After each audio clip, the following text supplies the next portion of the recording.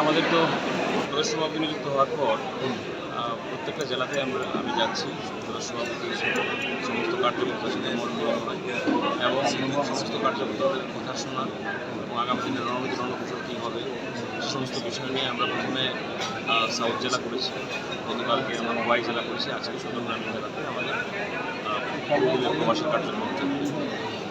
কর্মী সমর্থক যারা আছেন তাদের উদ্দেশ্যে একবার তাদেরকে ভারতীয় জনতা পার্টিকে তৃণমূল স্তরে বুথ স্তরে মজবুত করা, সেবার মাধ্যমে সংগঠন যেটা আমাদের সেবার মাধ্যমে আমাদের সংগঠনকে আরও শক্তিশালী করতে হবে এবং সমাজ পরিবর্তনের মাধ্যমে আমাদের সমাজকে সুদৃঢ় করতে হবে। এবং যুব সম্প্রদায় ভারতবর্ষের 69% যুবকদের বসবাস, সমস্ত অংশের যুবকদের প্রতি আহ্বান থাকবে তারা যেন এগিয়ে আসে এবং ভারতীয় জনতা পার্টিকে মজবুত করে। আমাদের প্রচুর সংখ্যক মহিলারা আমাদের সমর্থন জানাচ্ছে ভারতীয় জনতা পার্টির মোদীজির অনেক সাহায্যের কাজকর্ম দেখে। তো আমাদের তৃণমূল স্তরে পার্টি যেন আরও মজবুত হয়, শক্তিশালী হয়, এটাই একটা বার্তা থাকবে। সকলকে নিয়ে একটু কাজ করতে হবে, সকল সবকা সাথ সবকা বিকাশ সরকারের যে নীতি আমাদের অন্তিম ব্যক্তি পর্যন্ত সমাজের সমস্ত সুবিধা সাধারণভাবে পৌঁছে দেওয়া, এটাও আমাদের একটা নীতির মধ্যে পড়ে এবং এই ধরনের কাজকর্ম যেন আমরা সাংগঠনিকভাবে আমরা জারি রাখতে পারি এবং সমস্ত কর্মীদের ঐক্যবদ্ধ হয়ে আগামী 28 সালে আমরা যেন 50 আসন নিয়ে ক্ষমতায় আসতে পারি, এটাই বার্তা।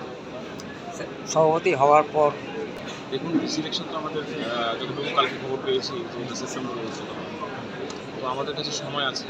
আর যেহেতু আপনারা জানেন আমরা জাতীয় পার্টি, দিল্লির নির্দেশ অনুসারে আমাদের অনেক সিদ্ধান্ত আমাদের নিতে হয়। তো আগামী দিনের সিদ্ধান্ত কী হবে, রণনীতি রণকৌশল কী হবে, সেটা এই মুহূর্তে আমি বলতে পারছি না, আলোচনা হবে। তো আমাদের জন্য আমরা প্রস্তুতি নেব। আগামী দিন দিল্লি থেকে যে নির্দেশ আসবে সেই নির্দেশকে মান্যতা দিয়ে আমরা লড়াইয়ের মাঠে যাব।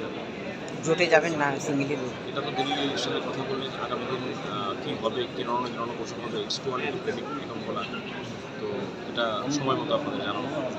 ধন্যবাদ।